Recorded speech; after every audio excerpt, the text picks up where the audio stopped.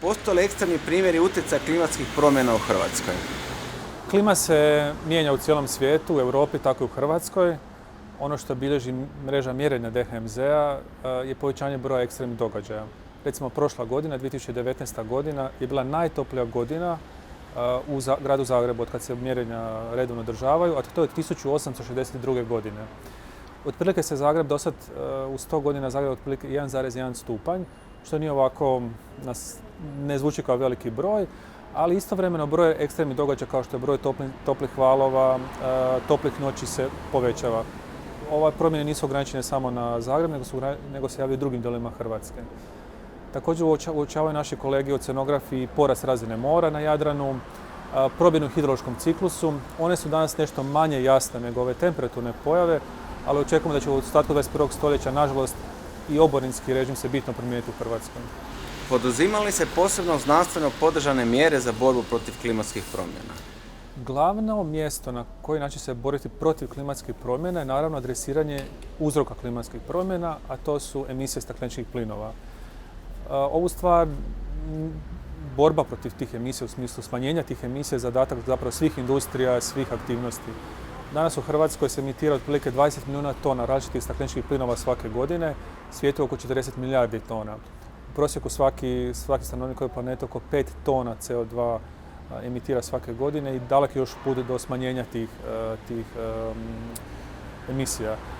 U Hrvatskoj ne postoji nekakav sustavan način danas u smislu smanjenja, no vidimo pomake, pogotovo u svijetu energetike, gdje se sve više i više uvode obnovljivi izvori energije, prvenstveno vjetar i solarna energija. Mislite li da se od države izdvajaju dovoljna sredstva za znanstvena istraživanja u ovom području? Naravno da se odvajaju sredstva, ne možemo reći da su ona dostatna. Ono što je specifično kod klimatskih istraživanja da, iako postoji financiranje nekih projekata koji traju po 2, 3, 4 godine, ono što je za klimatske promjene, istraživanje takvih problema puno bitnije, da postoje zapravo programi koji prate stanje klimatskog sustava kroz više desetljeća.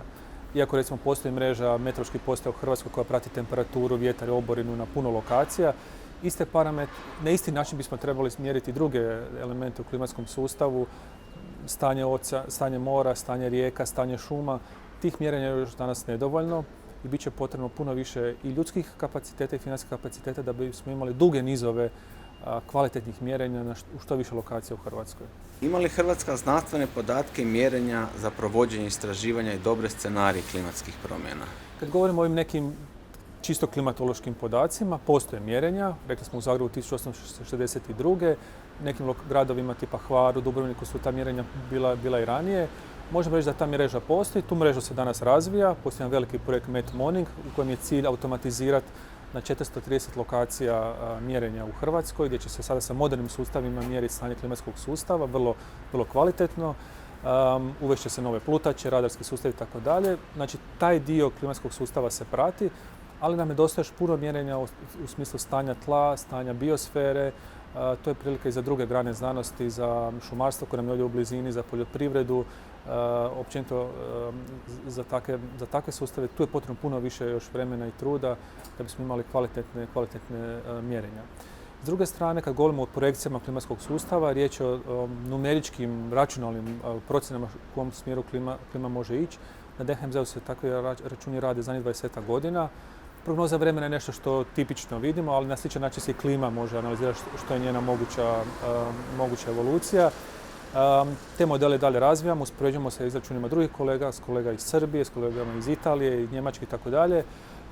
Danas imamo klimatske modele koji mogu reći dosta toga o klimatskom sustavu i nažalost oni govore da će nam temperature i dalje rasti, neovisno čak o scenariju emisija stakleničkih plinova i da ćemo imati sve manje oborine u ljetnim mjesecima, što će onda otežavati funkcioniranje i društva i biosfere.